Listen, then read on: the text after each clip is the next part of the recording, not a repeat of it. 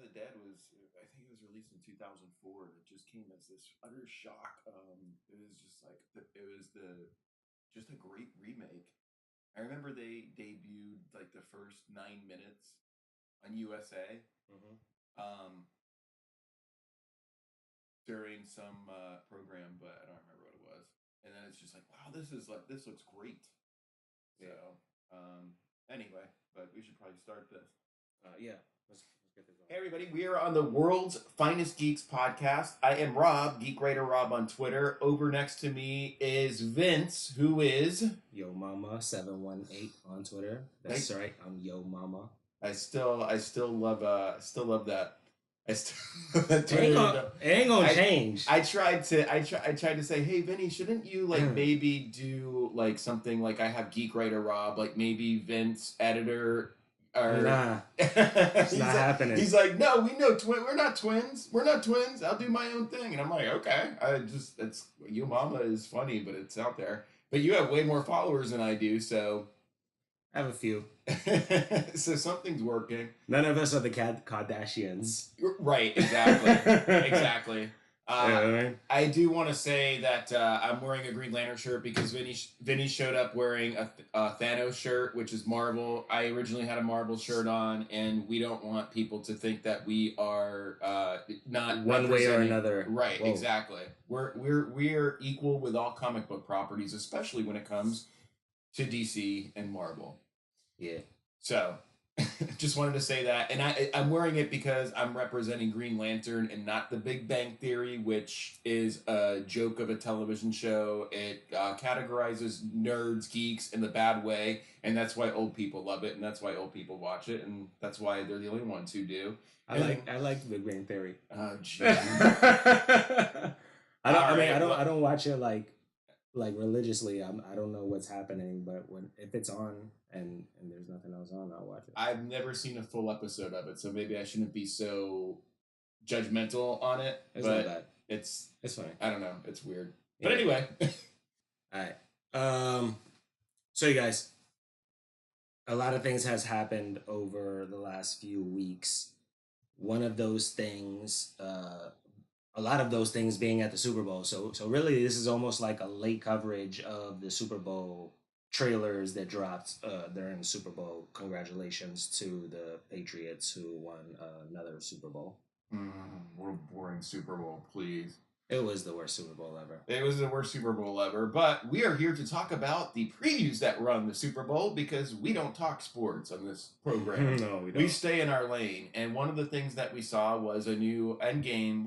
We shouldn't call it a trailer. It was more like a teaser, yeah. Yeah, it was like 30 seconds, but you had like some new footage in there, and it's just a reminder that the movie's coming out. I've seen stuff online where people are saying that the actual second trailer for Avengers Endgame may be the end credit sequence of Captain Marvel, which I think would be a brilliant move on Marvel's part. Because in this way, you're not putting it in front of the movie and you can actually see her.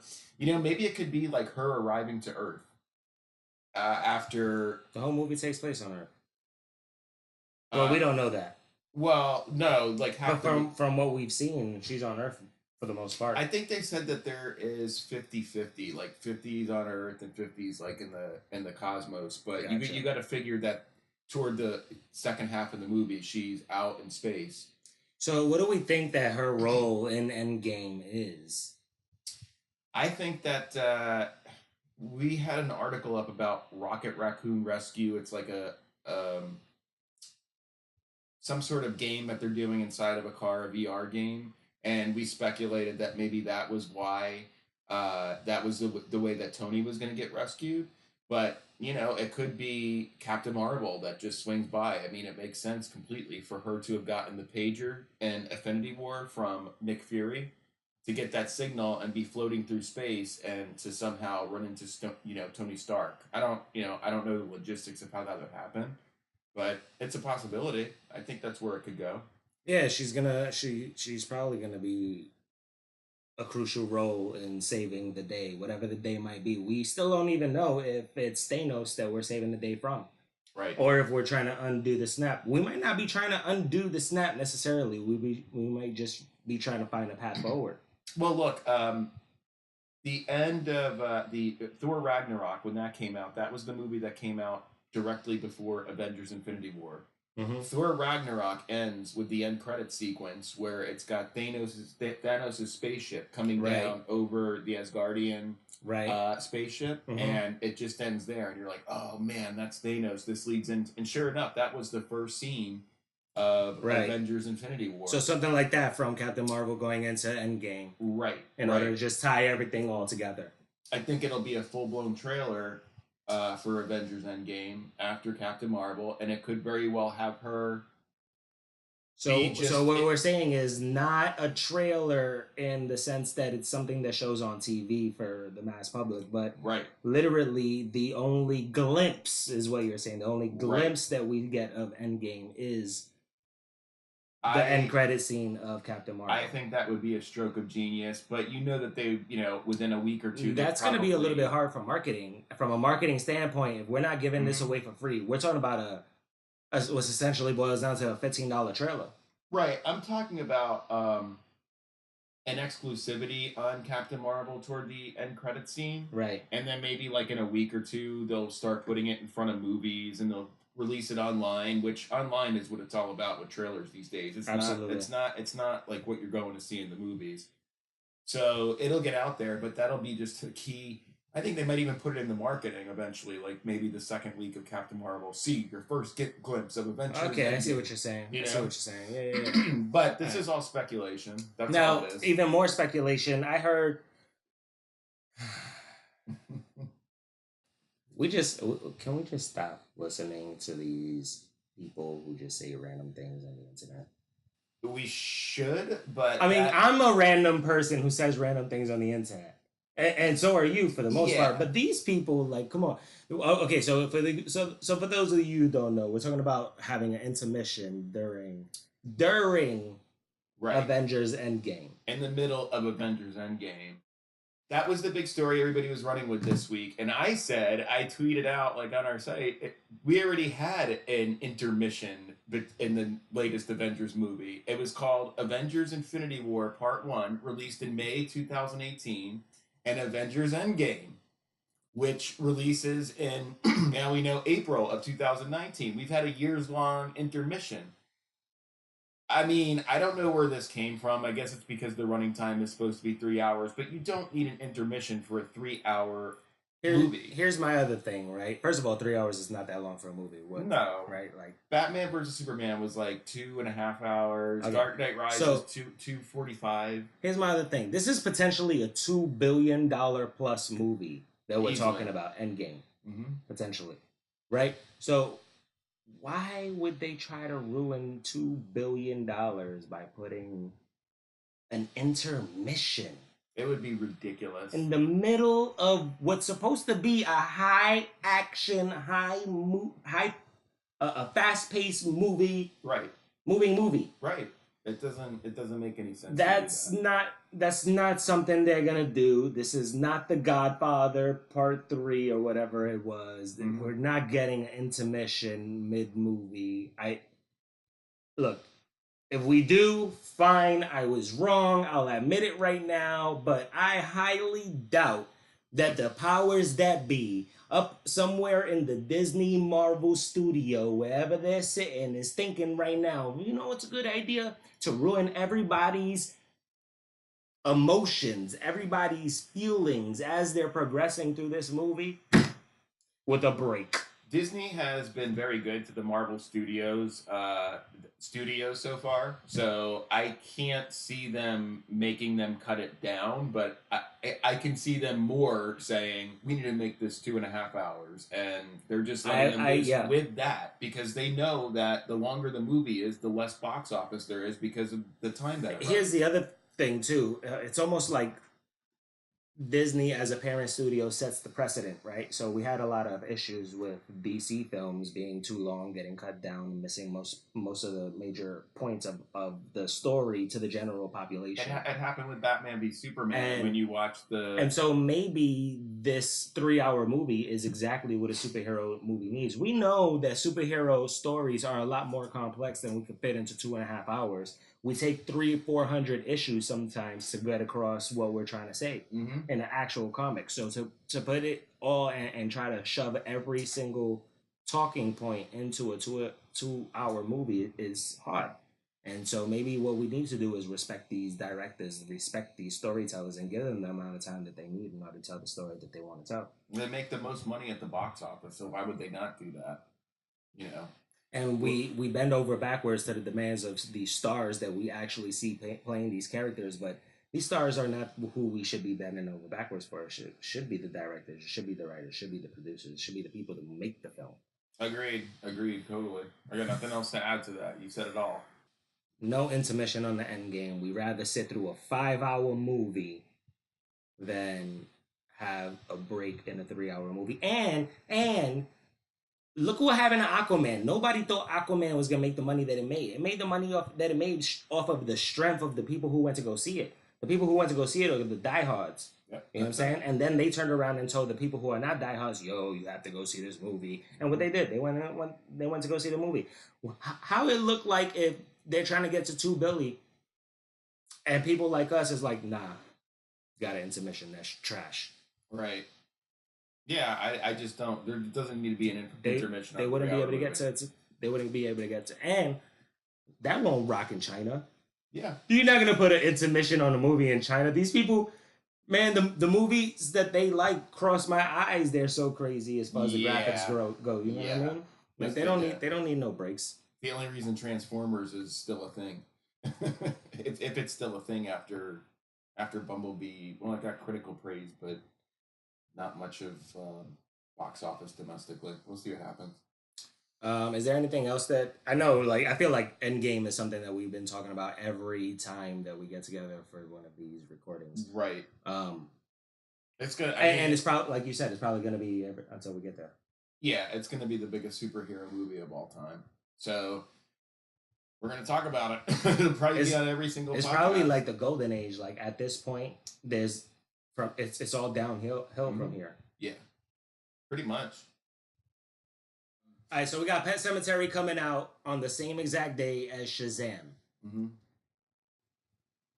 And these are movies that are going to largely be looking for the same group of people. I want to say we're looking at the same audience. We're looking at the people who were not old enough to realize that Pet Sematary is a stupid movie. Mm-hmm. Right? So that means kids, people who were kids when Pet Sematary came out. Because those are the people who ultimately give Pet Sematary the status that it has. Right. Pet Sematary, look, we went back and watched it. You know, we do the 30 days of Halloween, me and Steffi, so we watch a different Halloween movie every day leading up to Halloween. Cool. And, bro, Pet Sematary has to be, like, bottom of the barrel. I think it depends on when you see it, because I remember I was probably like 10 or 11 when Pet Sematary came out, and I saw it on HBO, and I just remember going to bed, and I was really just scared. I didn't want to go to sleep. And then, so that's my point. Like, you're a little bit older, you were younger when that movie came out, and so when you saw it, it actually was a big deal to see that movie. When I saw it, it was October that passed. Right. It depends. I'm a grown man. I'm watching this movie. This movie has nothing to do with a lot of the things that I thought that it had to do with. A lot of people say that about Halloween, the original, because like that was the scariest movie for me of all time, because I saw it when it first premiered on NBC with my dad when I was like 5 years old. So I just like, you didn't understand what was going on at that age, but you just saw that image of the mask, and it just stayed with me, which is why I've been with the Halloween franchise my entire life. I just love it. But I can look back at Halloween like you can probably look at Pet Sematary and say, this ain't that scary. When you think about Halloween, you don't think about like a little boy in a mask. You think about Michael Myers. You think about the real mask, not the clown mask. You think about this guy who's going to come into your house with a big big knife, Right. and he's gonna murder you in your sleep. You're not thinking about this little boy with this mushroom haircut, golden blonde hair. You know what I mean? Yeah. Like, come on. So then when you grow up and then you watch these movies in your head because they made 20 films. Yeah. You got this specific image. The same thing happened with me with Children of the Corn. Children of the Corn is corny. No pun intended. I've never seen Children of the Corn. It's garbage. Yeah, it just doesn't. That doesn't appeal to me. Now, that's not to say there aren't dope horror movies. There are dope horror movies, and I'm still looking forward to this reboot, remake, adaptation of Pet Sematary. And with all that being said, maybe we should watch the trailer. We got a new trailer. Let's check it out. So many trees. It's beautiful, right? That's definitely not Boston. Here we go. Okay, so what do you think? Wow. This whole place is ours? I even got him to throw in a whole forest as a new backyard.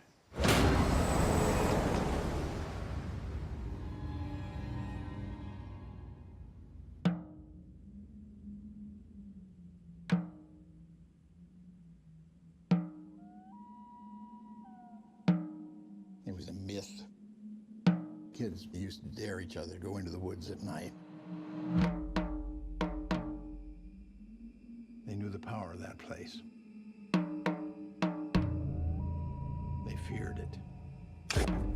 Yes. Those woods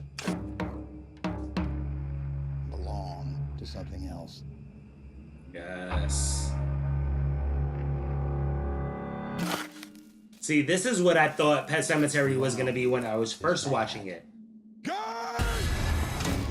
But it ended up being like the last 5 minutes of the movie. Maybe just some crazy folk tale. With this, it looks like they take more of an emphasis on this part of the story, you feel me? It's not only that, but It brings things back.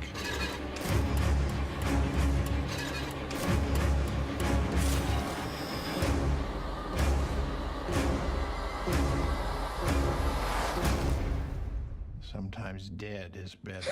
I remember that. Oof. Fred Gwynne in the original movie. Oh my goodness, that looks pretty good. You know, it was really good. You know what they did different there, right? In Tell this me. remake, What? they in the original movie it was Cage,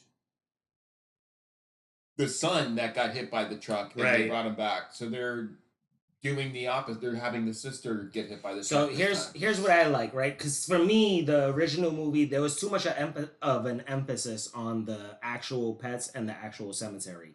And then it feels like, you know, the little girl gets hit by the car, but it's not until like the last 5 minutes of the movie that we actually get into the horror action. You know what I mean? In this movie, just from the trailer alone, it looks like it's already Well, it wasn't the little girl that got hit by the truck in the first movie. It's the little boy, whatever. But same difference. That's what I'm saying. But it happens like later in the movie. later in the movie. There's not that much going on for that part of the story. They waste too much time telling the preamble. You know what I mean? Yeah, I think so. They're like, oh, there's a cemetery. It brings dead cats back to life. Cool. This looks like we already heard that story. It's in the trailer. Like, Right. we don't need to spend no more time on that part of the story in this version of the movie. Yeah. In the original movie, I felt like that was probably 75% of the movie. I just want to point out that I cannot believe that this movie, and it looks great. It does. But I can't believe that we had editors working on it, we had people making it, and we had prop people, and not one single person figured out that they spelled cemetery wrong on Pet Sematary. We can keep that one in. There's gonna be a womp womp womp. That's fine. Yeah, we can put that. We'll put that in there. All right, that was Obviously, children spelt it wrong, and that's the name of the. Yeah, Pet Sematary looks dope, but like we did say earlier, it is going against Shazam. It opens April 5th, the same day as DC's Shazam. Now, two totally opposite spectrums of the movie audience, but essentially the same exact audience, essentially the same exact people, and both are family movies. One is a family-friendly movie, and one is a family-scary movie. Family, little girl dies, they try to bring her back to life. Yeah. family movie. Shazam, little boy gets superpowers. Love. Mhm. Listen, I'm a fan of the Pet Cemetery. I'm a fan of their little cult movement that they got to go going together. I already stated that I didn't think that the original movie was that good. I do think that this movie is going to be a lot better, or maybe not better in the sense of the true horror fan, but in the sense of a fun movie and something that I would enjoy and probably want to watch again. I think this version of it already looks like that's what I want to go for. However, that all that being said, none of that shit matters going against Shazam, and that's my opinion. I mean, I'll say this about the trailer looks so good. I might go back and watch. I have not seen I probably haven't seen the entire movie like since I was a kid, like when I saw it the first time. So I'll go back and watch that and revisit that. Real quick though, since we're talking about Pet Cemetery, Jason Clarke is playing the father in that movie, and he also played John Connor in the last Terminator movie, Terminator Genesis. We're not going to go into this much. I'm skipping around, but Jason Clarke was John Connor in Terminator Genesis, and there is a new Terminator movie coming out. We covered it last week, and James Cameron announced there's going to be a title for it, and it's Terminator Dark Fate. So that's all I want to say about it. And Terminator Dark Fate. Nobody cares about the Terminator, the Dark Fate, or James Cameron. Although they did say that he has the Alien movie that he's helping with. All he said was, "Yeah, I'm involved in it." So we don't know the extent of that help. No, but he is helping on that, and then also Disney did confirm the Avatar movies. Right, we got Avatar. They have names, I think. Yeah, they do, but they said that they're only whatever. temporary. As we get closer, I'm sure we'll talk more about those movies. But for right now, there's no use in mentioning. But I do want to point out the fact that you dodged the question: Shazam or Pet Cemetery. If I'm going to the movies that weekend and I gotta pick that one, you have the first one. You can come back tomorrow and watch the other one. But today, which one are you gonna watch? I'm watching Shazam first. There's no question about that. Yeah, I think so. I think Shazam wins this one, you guys, hands down. I don't think Pet Cemetery is gonna make a lot of money in the first opening weekend. I think it's gonna be more of a longer stretch. I think that their DVD sales, their streaming contracts, that's where they're gonna see the bulk of their money. But I think Shazam's gonna kill it. I think so. I think that every dad is gonna take their son to go see Shazam. Well, you said like last week, I'm gonna take my little brother to see it, and your little brother's what, like 13? Yeah. So that's like the perfect age range, like to do that. Yeah, I think so. So yeah, definitely Shazam. Of course, I've always wanted to see the Shazam movie, and it looks like they're doing it the right way with the whole big, with the whole big thing. And we talked like when we watched like one of the previews, and they're going to a realtor so that they can buy a. Two kids essentially going to we need a secret lair. Yeah. It's just so funny. It's like, yeah, all definitely. right, we're there. All right, there you guys have it. I think that Shazam is gonna take it. I think that. Yeah. I don't even think that is a question. Like this isn't. This is gonna be Aquaman versus Mary Poppins. Like. Yeah. That's actually a good comparison. Gonna smash. That's actually a good comparison. They're both going to be big. Pet Cemetery will probably open to 30 or 40 million, and Shazam will probably do 50 or 60 million. Talking about smashing, hold on. How did we get through all of Endgame without even mentioning that horrible photo they put out? Of the Hulk? It was of the team. Yeah, but the Hulk looks like Bruce. The Hulk looked like Thanos smashed. They did say that since they can't do an individual solo Hulk movie, that through Ragnarok, Infinity War, and Endgame they would give him his own little story, which we've seen played out. So what, does that mean that he turns into a soft little sissy bitch that looks like he does his eyebrows now? I think that what they're going to do is make him more like your man look like he just got out of getting his shape up. Yeah, back in the 80s, Peter David wrote a series of of Hulk books that were very, very, very integral to the character. They were well regarded, and the reason that they were so well regarded is because he was smart in it. Like he was an intellectual. So it looks like they're going that route with the Hulk, and that's maybe the three picture arc that they were talking about. You know, he's starting to get a little bit smarter. He's talking in Thor Ragnarok. In Infinity War, he doesn't want to come out after he's beaten by Thanos, and he has that sort of confrontation with Bruce Banner, that inner struggle of him trying to bring the Hulk out, and he just won't come out. So maybe this time it's the Peter David run, and he's going to be all just. And I don't want to see this, but Marvel can do no wrong. But I don't want to see this happen. But it could be that it's the Peter David Hulk that actually just talks like Bruce Banner.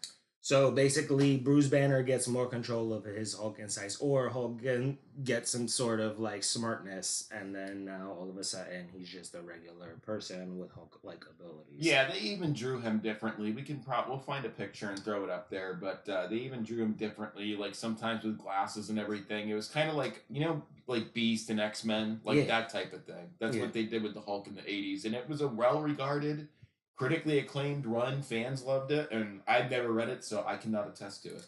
And it's almost like they started with the kids from the 90s with their nostalgia, and now they're heading towards the kids from the 80s. Yeah, with everything now. With everything 80s is coming back right now. Mm-hmm. And so maybe that is what they're doing. Maybe they ran out of the the nostalgia stuff from the 90s, or they're taking a break and flip-flopping and just doing a nice little season mix of the two. Yeah, I think so. We'll see what happens. It just looks weird to see the Hulk that way. I think I retweeted something on our World's Finest Geeks at Finest Geeks account where somebody had like him in the Hulk in Age of Ultron, and him in Endgame, and just like the complete difference. Like the talk about a 10-year challenge. Yeah, actually, that's what they should have wrote. We should have just pulled that. He don't look like this no more, you guys. No. He don't look like this no more. No, he looks. Yeah, he looks a little soft. He just looks like like he belongs in the Bobby universe. I think so. I think so. Like, yeah.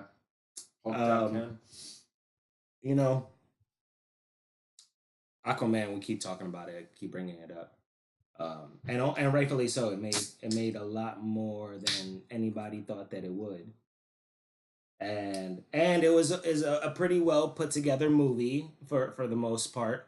A lot of people really like the storyline and the arc that they took, and the way that they spun the Aquaman character. That being said, is WB making the same mistake that they always make? They get one success and then they just want to carbon copy it with something spun off from it.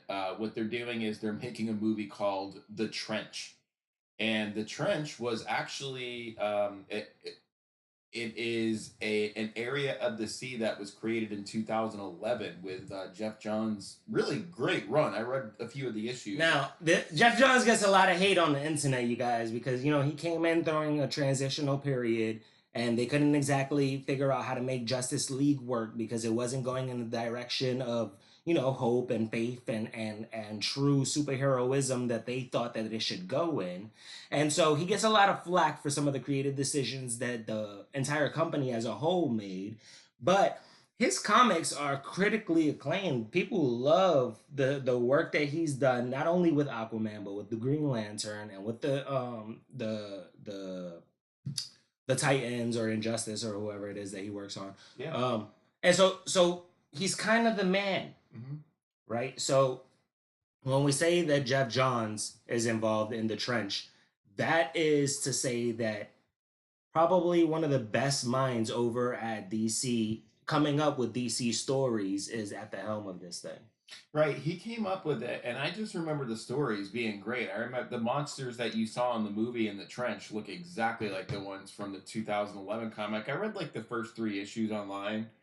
And it was just like good story. It was really reinventing Aquaman to what we saw in the movie that opened in December, just making him cool again. Yeah, he's not out here just like saving the world from killer fish. He's out here saving the world from killer monsters. Right. And we don't know about that because he does his job. Right. So, so The Trench is going to be a Warner Brothers spinoff of Aquaman, and nobody knows like what we have to imagine the monsters will be in it, but who is Now- the main character? Nobody knows. It's not going to be Aquaman. Now, I'm not excited for Birds of Prey. No, neither am I. Almost nobody I know is. But can it be that sneaker that, that Suicide Squad essentially was? Suicide Squad essentially was a sneaker. It could be. It could show up, and I was surprised they ever made a Suicide Squad as like what their third or fourth DC movie. I'm like Suicide Squad. When are you getting this? And the ultimate sneak attack was Aquaman. Yeah, Nobody knew it was absolutely. going to make $1 billion. Nobody No. knew that it was going to head towards 1.2. I would have thought they would have. I actually heard something that I think is accurate. They just got opened James- in Japan today, like yesterday. James Wan was given his choice by DC. They said we have the Flash and we have Aquaman. Which one do you want to do? And he automatically said Aquaman. So had James Wan like wanted to do we probably would have seen a. I wouldn't have liked James Wan's Flash. No, this was a good. Flash needs to be lighthearted. Depending on which Flash you're doing. If you're going to do Barry, it needs to be lighthearted. It should probably be a romance movie. Unless we're going to do Flashpoint, it should probably be a romance movie. Agree. If it is going to be Flashpoint, it needs to be family oriented. Agree. For the most part, he's, his stories still relate to family or still relate to, he's the one person where I feel like, okay, we need to have a romance film in here. Right. But I don't want to see Clark and Lois, believe it or not. I don't want to see Aquaman and Mira. That's stupid. If you make Batman in love, you guys, come on. Yeah. Aquaman and Mira, at least they did it right. It was just like kind of banter. It wasn't like she was. It should have been more of a union. It should have been more of a business proposition, in my opinion. Yeah. I can get behind you with that. It should have been like rich people joining kingdoms. It shouldn't have been like, oh, in like an hour and a half we fell in love. Yeah. Yeah, it did happen kind of quick. But anyway, we don't know when the trench is coming out, but they'll probably fast track it. I mean, I'm not. Anyway, all that being said, I wouldn't want to see James Wan doing the Flash. No. I think he picked a great movie to do Aquaman. He sprinkled a little bit of romance in there. He moved on. I actually think that he would be great doing the trench. However, I don't want to see the trench. No, I don't see any reason to go into that world, really. So anyway, we'll see when the trench comes out. Probably in 2 years or so, but they haven't announced a release date yet, or even what it's going to be about. You were telling me about Dawn of the Dead, and surprisingly, I don't remember Dawn of the Dead as much as I thought I did. So I'm gonna have to go back and revisit that. But You really should. It's a great movie. It's a remake of the '79, I think the movie was released. The original Dawn of the Dead. It's inside a shopping mall, and so this one is too. But it's got a very Zack Snyder. I think it was the first movie he directed, but it's got a very Zack Snyder take on it with the way the camera moves and the cuts and just like that opening like 9 minutes that I was telling you about that they first premiered on TV was just like, oh, I'm all in on this, And at the time, it was Zack Snyder, not as we know him today, but Zack Snyder, music video director. I'm just like, oh, they got the right guy to do this, whoever it is. So that being said, Netflix has signed Zack Snyder to direct a movie called Army of the Dead, which I think they say will be debuting in 2021. I'm not sure, but that's a little bit too long to be announcing anything, in my opinion, for Yeah. Netflix. Netflix is already struggling. Netflix was the king of original content at first.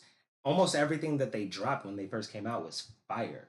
And now they're just dropping trash after trash after trash, just hoping that something is good. Yeah. And so for them to announce something that might potentially blow this streaming thing out of the water. They're talking about Zack Snyder. You know how many people he has his own cult following. A huge cult following that want to see the Snyder cut. And so with that being Justice said, League. this Army of the Dead thing is going to be big. It's going to be big for Netflix. It's going to be big for Zack. It's going to be big for American culture for a weekend. This is gonna be, I think, For a weekend. yeah, no, that's the Yeah. way it goes. Yeah. Like with Bird Box, it's just like this thing that comes and goes, like Bright. So it's like Right. Bright. It's like Bird Box. It's something that we all watch on Netflix and we talk about for the Bandersnatch. The week. Yeah. Bandersnatch. We talk about it for a week that when it's out. And that's it. That's what it's gonna be. But this one I think will have more legs because just the director and just the fact that he's taking on the dead again. Now, we are talking about the same guy who did Batman versus Superman and took the DC universe in a direction that really nobody except for his hardcore fans wanted the DC universe to go in. Mm-hmm. We're talking about a direction of injustice rather than a direction of dawn of justice. And what we're talking about is Zack Snyder is the reason why Ben Affleck is no longer playing Batman. Yeah, I think Ben would have been on board for a while to play Batman if everything had fallen into place better. And Ben Affleck was not a bad Batman, despite what some people say. I mean, I know a lot of people wanted him out of the role. I thought he was fine with the material that he had to work with. And that's not fair to just blame Zach. Ben does have a lot of personal problems that we found out about that was hindering Right. his role in bringing forth a good Batman.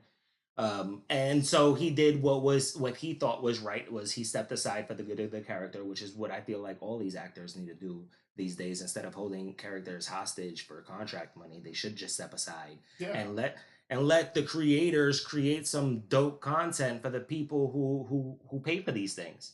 Unless it's Marvel, because like, man, you got to, and I think I've said this before. Thank you, Robert Downey Jr., because he's only done like 1 or 2 or 3 movies in between like all these Marvel movies, and he keeps coming back to the character, and it's because Marvel shows up with the bank truck at his house, and they pay him what he's worth. I mean, this man, along with Jon Favreau, who directed Iron Man, released in 2008. 11 years ago, they started all this, and they deserve everything that they're getting for it. But that's way off topic. Now that being said, now, word, big up to Marvel, and we're not here to be fanboys or nothing like that. Mm-hmm. And actually, I'm probably more excited about this news than most people are. I'm happy Ben Affleck is gone. You know what? He's been Batman for how long? And in that amount of time, how much Batman have we actually gotten? Like 12 minutes? Like, add up all the movies together. You know what I'm saying? Yeah, I mean, He made three appearances. He was kind of only Batman for like a year and a half. Because He was in 3 movies. Mm-hmm. From BVS, Suicide Squad, Wonder Woman. He played Bruce Wayne. He played Bruce Wayne. And then Justice League. Mm-hmm. That's like 2 or 3 years. Man, I forgot that Wonder Woman had a connection to Wayne Enterprises. It's a good thing. Which was dumb. If they would have left that out, guess what? They would have needed to reboot this whole thing. Yeah. Because Justice League could be like an anomaly. I don't explain know. that some other way. But look, here's what I'm saying, right? In that amount of time, we got him in 3 movies. In those 3 movies, he probably did like 25 minutes of screen time as Batman. Yeah, It's trash. As Batman. It's trash. And I'm not saying Ben Affleck was a bad Batman, but I'm saying that we deserve the better Batman, is all I'm saying. A Batman who's going to be present. Right. A Batman like what Matt Reeves is trying to do. A young Batman who's going to be around for the next 10 or 15 years. Yeah, I'm thinking, well, we're going to fan cast this eventually on the show. Maybe we could do that next week. The next Batman movie, but I just want to throw out there that I think that Matt Reeves often goes back to people he's worked with in previous things that he's done, whether it be on TV or movies. And he worked with Toby Cabell on Dawn of the Planet of the Apes. It was the second one, and he played he was doing mocap as like the bad chimp. I forget what his name is. The character's name is. But he kind of has a look of a Bruce Wayne Batman. We can throw his picture up real quick. I wouldn't be surprised if this is one of the front runners to play Matt Reeves' Batman. So we'll see what happens there. Yeah, so we're gonna do a little fan casting next week. We're gonna get a little bit more into detail on a couple different actors that we think that could possibly play a good Bruce Wayne, a good Batman, and potentially maybe a good both, because we always get one or the other. But going into that, there's a lot of rumors going into this whole Batman Matt Reeves thing. From what we understand, it's a completely new story. They're hesitant to call it a reboot. They're hesitant to call it a remake or a readaptation of any sort. They're just saying it's a younger Batman at the start of his career, essentially. Right, that's exactly what it is. So we don't know if it's a prequel. We don't know that it's set in a time before Ben Affleck's Batman, or that Ben Affleck still is Batman in the current DC timeline, and now we're just going into an older Gotham timeline. Right. What we know is that Matt Reeves is making a brand new Batman, and he wants some young, pretty, well-known dude to play his Bruce Wayne. And that it's going to be more of a detective type of movie, more of a noir, than it is going to be an action movie. Which leads me to think something more along the lines of like Sin City or like Max Payne. And so I don't know that I'm even interested in this movie. Yeah, I don't know what he's going to do. When you mention Sin City, I think that's the perfect comparison to what it seems like he's looking for. And Sin City was a good movie in its own right. It was like the Pulp Fiction of comic book movies, I guess you could call it. No. But at the same time, it's just like, I don't want to see Batman just... It'll be great to have him as a detective, but I don't know. I don't want It sounds like this movie is going to be more of a mind game than it is going to be like a Batman movie. It's more going to be like, one of those 300 issue storylines that they keep trying to shove into one movie, and I think it doesn't work. I think he's probably gonna go like the Arkham Asylum realm. Everybody keeps saying that. Everybody keeps thinking like, because he said the Rose Gallery. Right. So, he said that that the villains are heavily involved. So I think that it's definitely not going to be some sort of readaptation of an already used storyline. The WB has already stated that they only want new materials, which is why we haven't really gotten any adaptation of anything yet, which is essentially what everybody's looking for. Everybody's looking for Civil War. They're looking for Infinity War. We're looking for Crisis on Infinite Earths. We're looking for, you know what I'm saying? Well, they're doing Crisis on Infinite Earths on TV with the next DC crossover, That's which what all those shows. We're looking for Flashpoint. We're looking for things that's gonna upend the entire DC universe, and it's gonna require all the superheroes to get together in an orderly fashion that makes sense. Which, by the way, let's just move on to the CW shows real quick. They've all been renewed for another season. Every single DC show on the CW has been renewed for another season. So we're going to see a season 8 of Arrow, and we do know that Crisis on Infinite Earths is going to be the crossover this year. So maybe they'll include Black Lightning in there and Legends again, and Batwoman's going to be on too. We do have her pilot coming. So I don't know. I mean, it's tough to get those actors together because they're doing 22 episodes, 23 episodes a year on their own shows, let alone coming on to 5 other shows, 6 other shows. I do have to say though, DC is killing the CW cross universe game. Like they are. It's something that I genuinely look forward to every year. They're because they have a smaller stage. I can't say that they're on par with Marvel, but they're doing creatively as good of a job. They're doing stuff on TV that they're killing it on TV for the most part. Yeah, their shared universe is amazing. It's dope. Yeah, it is. All right, we got to change the pace. We've been talking about DC and Marvel for just a little bit.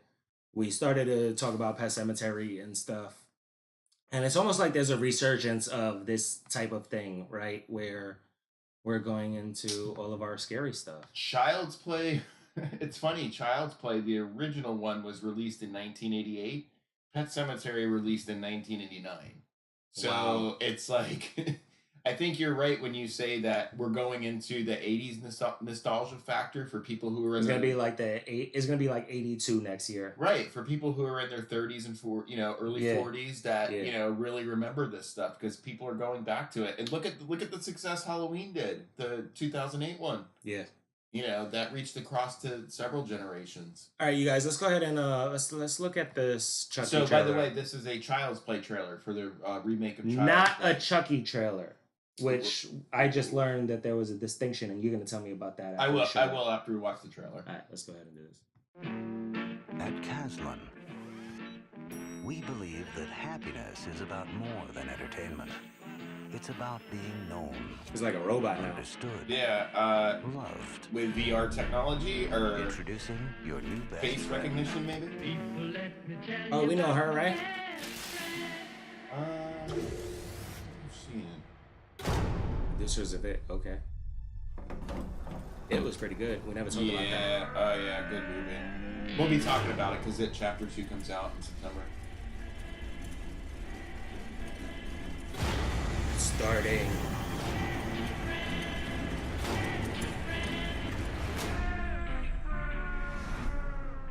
Chucky? That kid's too old to have a Chucky doll. Yeah, he's too old to have be playing with dolls. Looks good.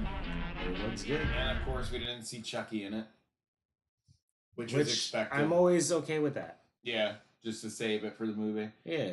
That kid is too.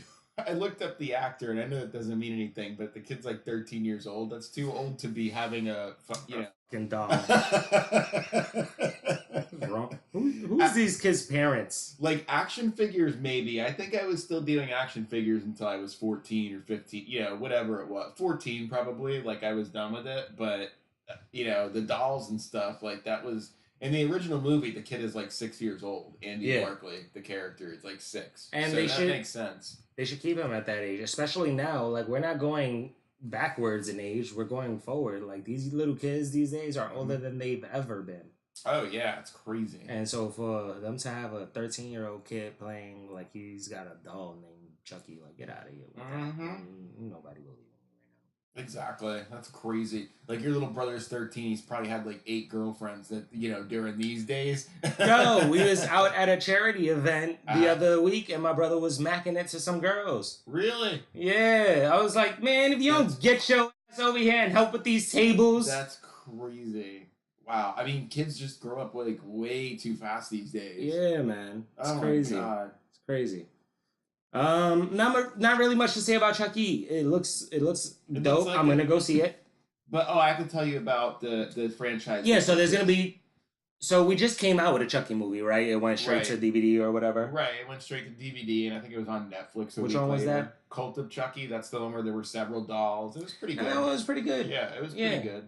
All right, but they're not gonna stop making the Chucky movies. They're not, because Universal owns the rights to MGM, and I guess this was released by Orion Pictures. I don't know if they. So Orion has.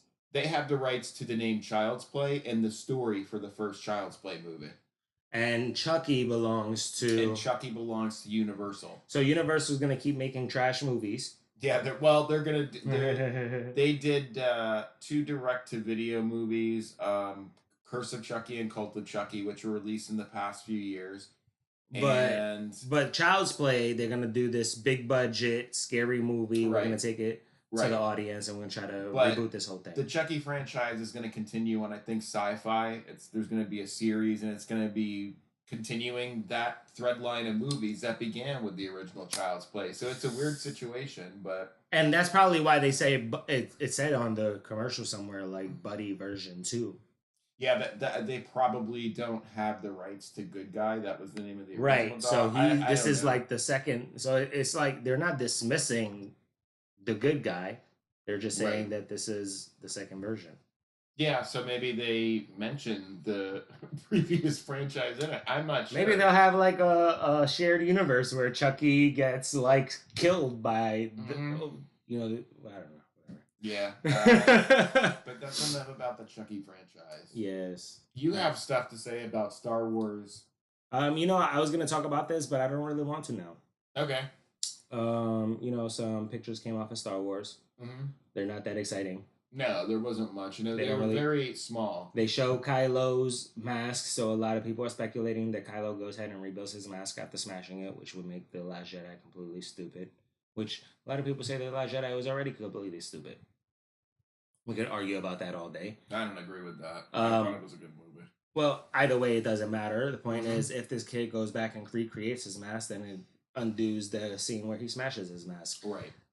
Either way, none of that withstanding any points. It could just be a flashback. It could be a flashback where he's wearing his a different mask, Yeah. a previous version of a mask, or Sure. whatever. It could be, it could be so many other things. And here's my take on Star Wars 9 so far. When J.J. Abrams was first doing The Force Awakens, he put out a lot of fake stuff as far as what was going to be in the movie. We don't know that any of the stuff that he's putting out right now is real. Yeah, he's pretty notorious for that, huh? He's Yeah, always he putting does it out, all like, the time. fake He's stuff. always misguiding people. Mhm. He's always selling something that he doesn't have to sell. So with Star Wars Episode 9 specifically, as far as the title is concerned, there's a lot of different speculations on the title, and we're going to go over that, but we're probably not going to be able to do that this week where we really don't have the time. No. So maybe when we do the fan casting next week, we'll do like a fan naming for Episode 9. But other than that, there's really nothing to speak about as far as Episode 9 goes.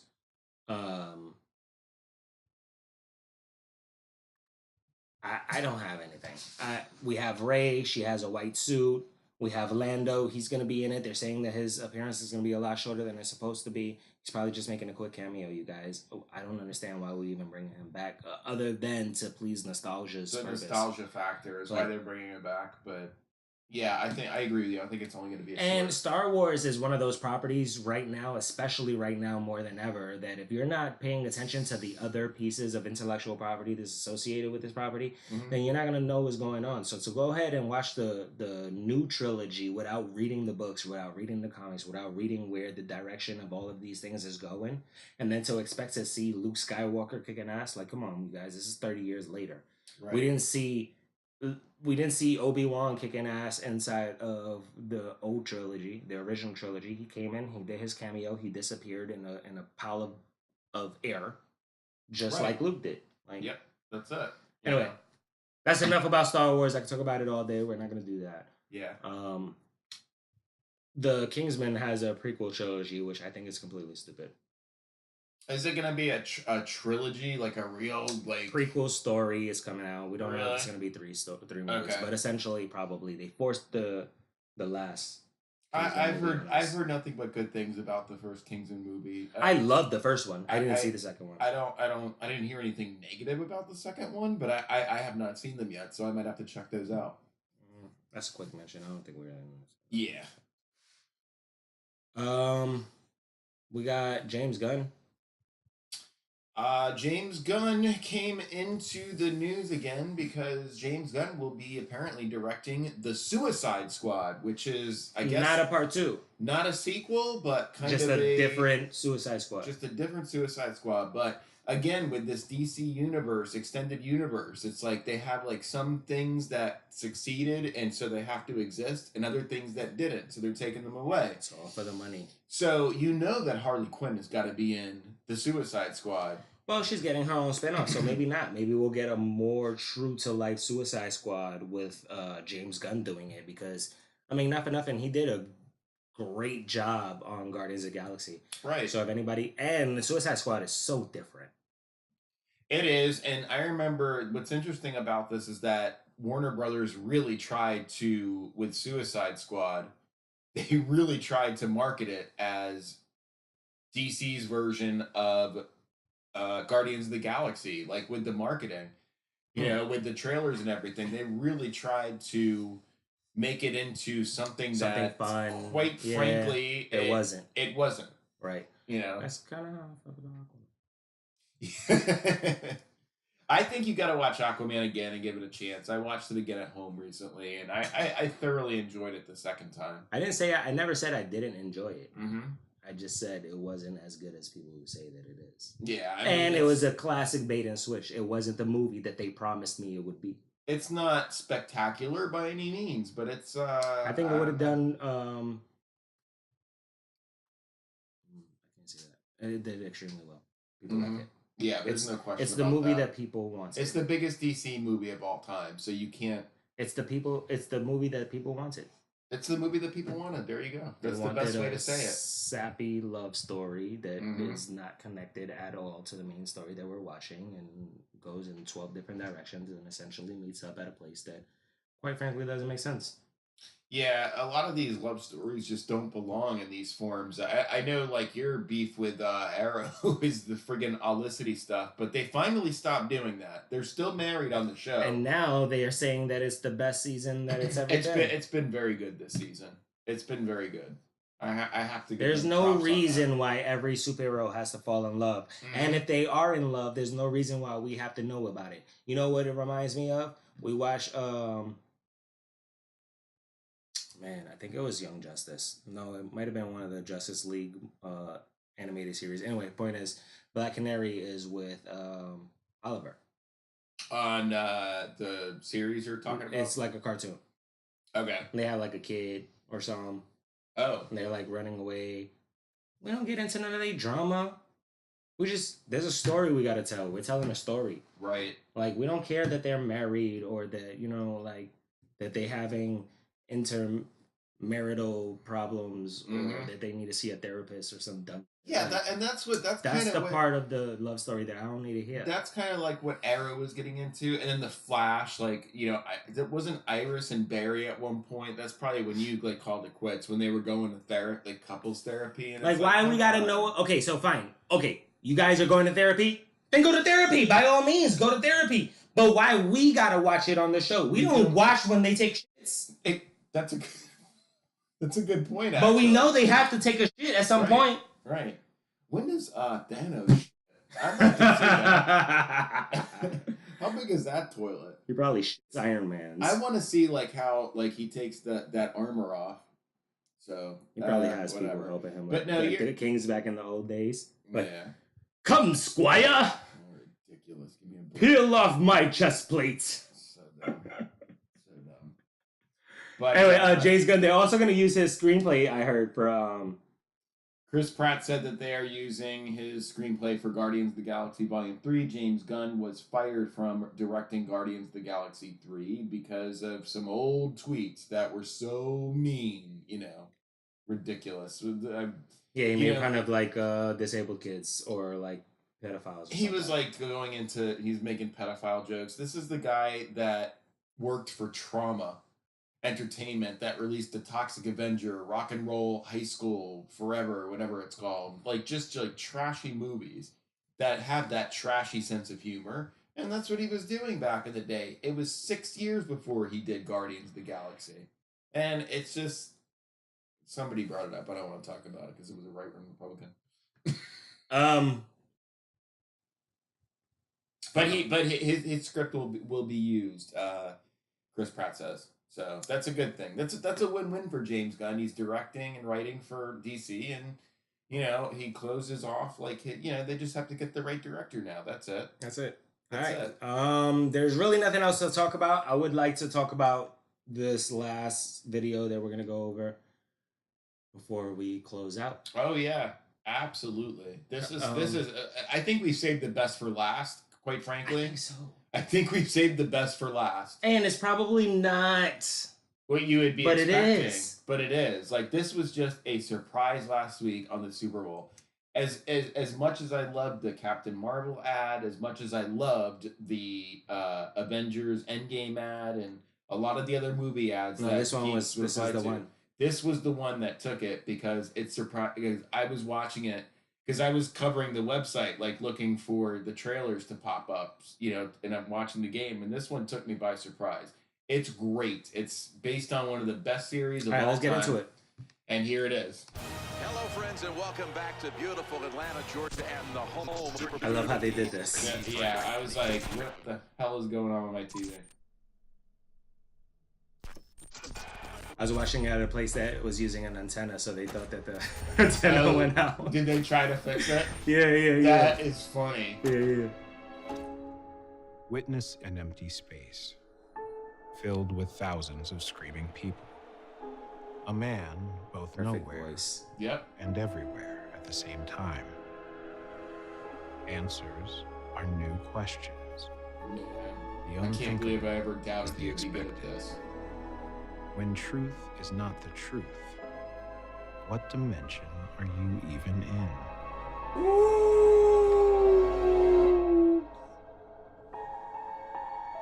What? I just got chills, and this is like the 10th time I've seen it. I went nuts when I heard his voice because I'm like, oh, I know exactly what this is, and that was. And by the way, I have an antenna. I don't have cable, so it was the same thing for me. Like when it started, like That's funny, yo. I'm like, what the hell's going on here? And I actually went to the antenna, and it's just like this big flat thing, and I'm sitting there like placing it closer to the window, and then all of a sudden that his voice comes out. I'm like, oh my god! I have to say, this was probably the commercial that I was most excited for the day after the Super Bowl. Oh yeah, Or even when we Mhm. were talking about how bad the game was afterwards, how bad the halftime show was during. Even though when we were talking about how lame the actual commercials were, this commercial though, everybody unanimously loved. Yeah, it was. Again, this is one of the Twilight Zone remains to this day one of the best series of all time. Yes, I didn't watch it until I guess like maybe Netflix got it like in 2011, Mhm. and I had seen some before that, but I really got into a friggin' like Twilight Zone vortex where I was watching episodes back to back. binge watching. I was calling my uncle. I'm like, hey, two of my uncles. I'm like, which ones are the best? My dad, like, which ones are the best Twilight Zone episodes? Took their notes, looked up on the internet, like the best Twilight Zone episodes, watched those first, and I think I've seen every single one. We definitely went through we binge watched all the seasons of the Twilight Zone. Really? You and Steffi did? Yes, we did. Wow. No, it's a great. But you know what? Yes, we You did. know what the funny thing is? This series was so Ahead of its time. ahead of its time, number one, but what you pick up on is there are twists in there that you have seen on other. That's what I'm saying. Another ahead of its media. time. They're still creating Twilight Zone episodes into Mhm. full blown movies. Still, right now. I mean, what one could say that this is why Jordan Peele, by the way, if you don't know, Jordan Peele directed Get Out, which I'm actually mixed on Get Out, but I love. you Get Out. can't like deny that has a very Twilight Zone vibe to it, and his new movie Us looks to have Looks crazy. the Twilight Zone vibe. So this is why it's the perfect man to do it. And I have to tell you, he very Rod Serling'd it in his own way He did. in Yes. that introduction. Thanks So I got to man. give props to him. I'm very excited to see what Jordan Peele does with the Twilight Zone. I'm very excited to see what Jordan Peele does with Us. Us Mhm. looks great. He just dropped that picture. Put the picture up. Us looks great. Twilight Zone looks great. Before everybody gets excited, the problem with the Twilight Zone, the only problem is that it's going to be on CBS All Access and not CBS, which means you have to subscribe to another streaming service to watch Does it cost money? CBS yeah, All Access? Yeah, it's like $7.99 a month. They'll get you. Even if you cut that cable cord, they're gonna get you somehow. We won't be watching it there. I hear you. I'm just kidding, you guys. I'm just kidding. I think that's all we got. Do you have anything for This Is What We're Watching? No, I haven't really been watching that much this week. I didn't really watch anything. I haven't gotten back into Punisher. I went nonstop till the 6th episode, and then it took me 3 times to watch the 6th and the 7th episode. So I just haven't gotten back to it. Oh my gosh, yeah, Yeah. that's every Marvel show on Netflix. Yeah. But no, I haven't been watching anything series wise.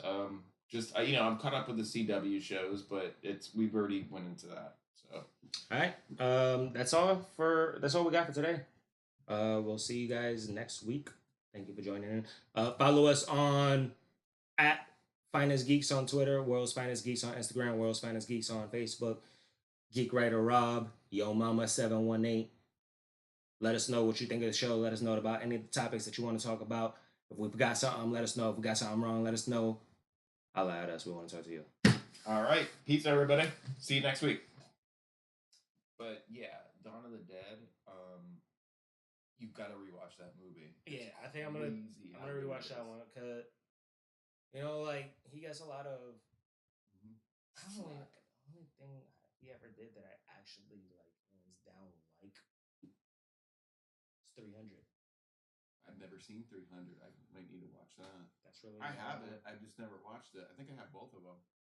302 was trash. Yeah, it doesn't even have anything with the original characters whatsoever. And that makes sense because they all died. Yeah, but it's still not that good.